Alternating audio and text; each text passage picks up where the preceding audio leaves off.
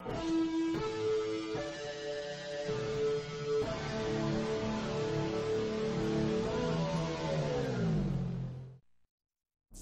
everyone, this is Bobby from bn-games.com, and we're here doing another classic capture. Today we're playing Four Wheel Thunder for the Sega Dreamcast, a Thunder game, which is the middle of three games. Hydro Thunder, which is very well known. Four Wheel Thunder, which is even, well, it's still fairly well known. And Arctic Thunder, which I think a lot of people missed out on. Personally. Maybe on the console, but as an arcade, it's still pretty big. Yeah. And this was released by Midway, when Midway was still around, so this is very much in the vein of the Midway arcade experiences that were very popular during this time in the 2000s.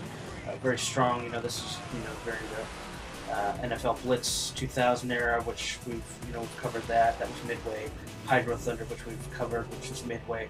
When they were really strong in arcades, when Crazy Taxi was still popular. So, this is very much in the same vein of that. It's a driving game. It's an arcade driving style game. It's racing style approved. It's definitely Hydro Thunder on wheels, because the main objective is to collect boosts and to hold a boost as long as possible on various tracks, and that's about it.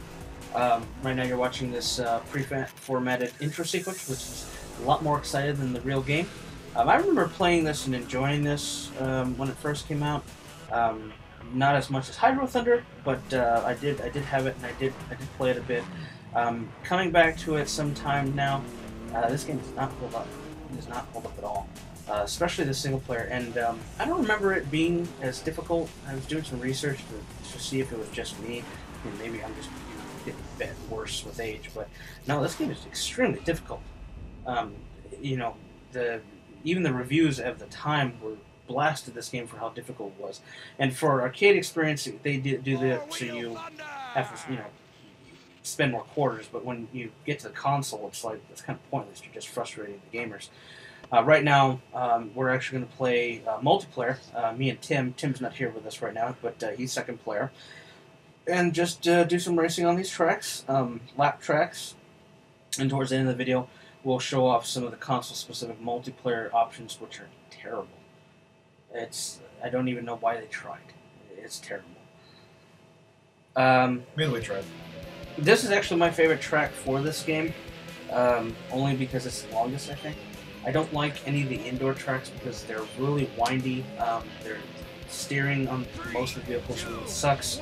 The Monster Truck is actually probably the best vehicle of all of them. That is a weird aspect ratio there. Yeah. Yeah. Well, yeah, when it splits up. It's hard to control. It's very real shape. Well, you see, the Monster Truck is supposed to have worse control, but it's easier because it doesn't turn as fast. When you drive one of the other cars, they just swerve like really easily, And the Dreamcast joystick, it's sensitive, to put it mildly. Precision. Yeah, and at least this thing is toned down where you can tell it when you're steering, you point it in the direction. You can predict, to some extent. When you're in any of the lighter vehicles like the Jeep or the Quad, not the Quad, the Doom Buggy especially, they're terrible. They're terrible to control. They're no fun at all. So my question to you is, does it feel heavy when you're carrying? No, not at all. No. Although it feels, I guess if you want to say heavy, it's heavier. Get that sense. But when you're trying to turn. you notice that Tim right there is spinning off the walls like a pinball. It's pretty common for this game. Tilt. And then another reason why I like the outdoor tracks more, especially this one, is they're longer areas of straights, because the indoor tracks are real short, and you try to do like the motocross thing, which none of the controls really work well with. It's difficult to control around, and like I said, the whole point of the game is to collect the boosts, the nitrous, and for all intents and purposes, continue using the nitrous boost the entire race. And if you don't do that, in the single player especially, you're not going to win. For example, the first race you do in the single player, you start from the last position, and you have to get the first position. You have to make first place, otherwise you don't win. And you have something like 3 laps to do it in. And if you don't pretty much hit every single nitrous boost, or boost, I just call boost here, and hold that boost practically the entire race, you will not win. That is the first race on just a really small track. As much as he's swerving, I'm surprised to see that he actually got past him. Yeah, well, I hit a wall and then I got stuck for a little bit. At least, like I said, at least on these longer tracks like this one, you know, you have a little more room just to kind of try to let the car kind of just drive, and you don't have to be worried about turning every 2 seconds. And the boosts are in places that you think you would logically want to drive towards, where in other places they put them in the hairpin turns, or they put them, you know, on the apex of some of the turns, where, you know, it's just like there's no precision control here, so it's just a big pain in the ass to get them. So overall, it's a frustrating game. It still looks decent. One of the things that I was noticing, it taunts at 60 frames per second. Oh yeah. Which you can definitely tell, it looks really smooth as far as the frame rate goes. It doesn't seem to have any dips or any issues with that, so that's good. You know, one thing that I'm noticing that it is missing, though, that would help both of the situations of bouncing off the walls, is a mini-map. Yeah, no, you're right. Because even Arctic Thunder and the Hydro Thunder arcade, if I remember correctly, had a mini-map that would show you where you were, where both of you were as far as the relation to the map. And I'm sure that would help. You know, then you can anticipate, okay, there's a corner here, because you can see it far ahead enough, but you can't really tell or gauge how what way to turn ahead of time. That's why Tim seems to be having a bit of an issue here. Well, yeah, and I had raced a little bit before Tim had got in, so he's dealing with just jumping in and dealing with the messed up controls. I had gotten a little bit of a better hand, but not that much, to be honest with you. I didn't really Just fed him to the wolves, man. Look at that. Yeah, well, basically what I figured out was, after I figured out that I didn't want to do any single-player races, and I really didn't want to do a whole video of me failing to be perfect at it, because this game is not worth doing that much for anymore at this point. I figured, well, let's do multiplayer, and multiplayer, it will continue. There's no time limit. You know, you just keep going until it ends. And whoever wins, wins. And it's two-player. It should be four-player. It probably would benefit from the four-player to some extent, but as a two-player game, at least, you know, you both can race and continue to go to the end of the race.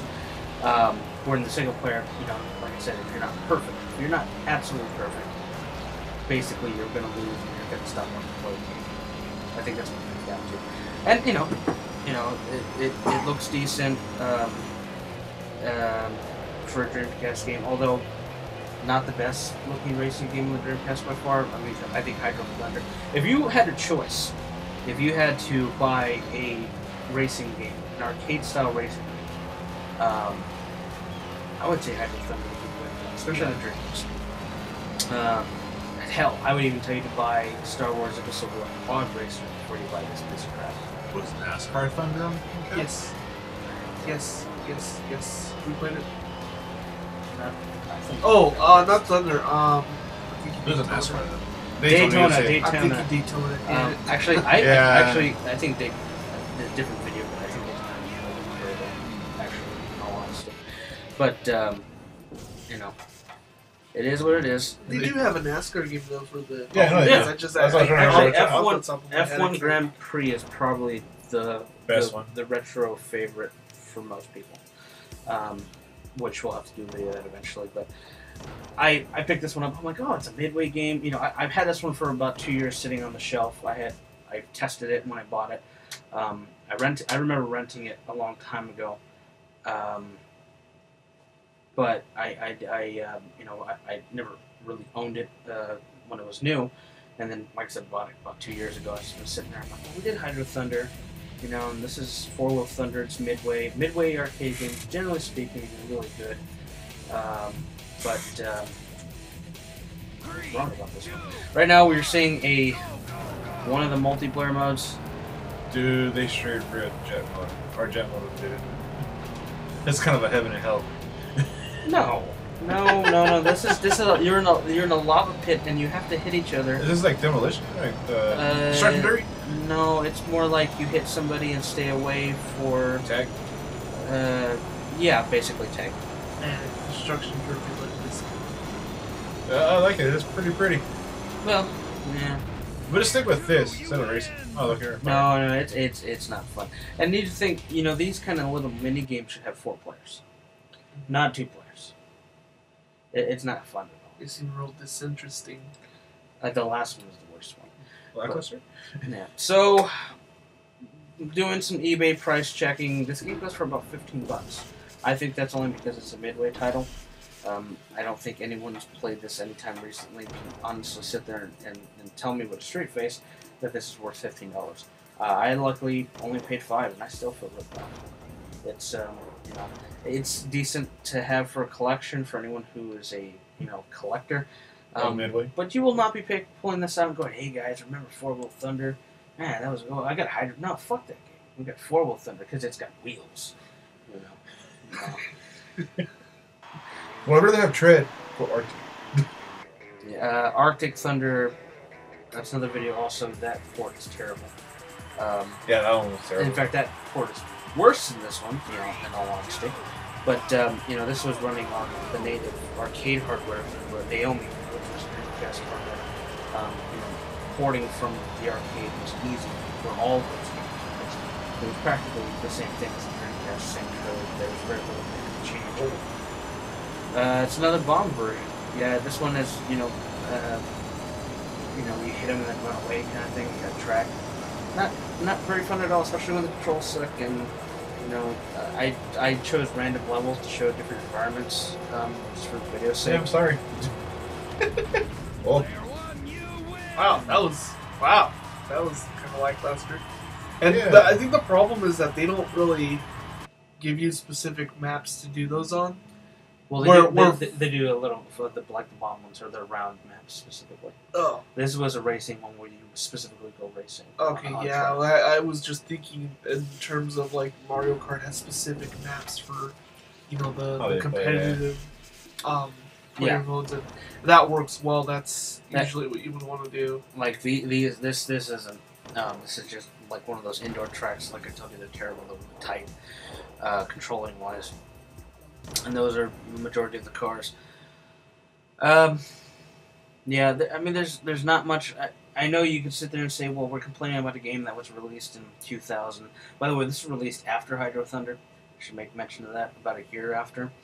We're complaining about a game now, but there are plenty of... that's the whole point of this series is to talk about games that were good and bad, stuff that you should be playing, and games you shouldn't be playing.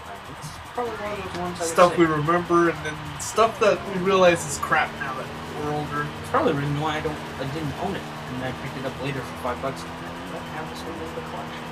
And I'm one of those guys who wants to collect every single retro game there is, and that was short. Oh yeah. I forgot about that. That's not the worst mode. The worst mode is going to be the very last one, I think, if I remember correctly. And I think Tim would agree with me.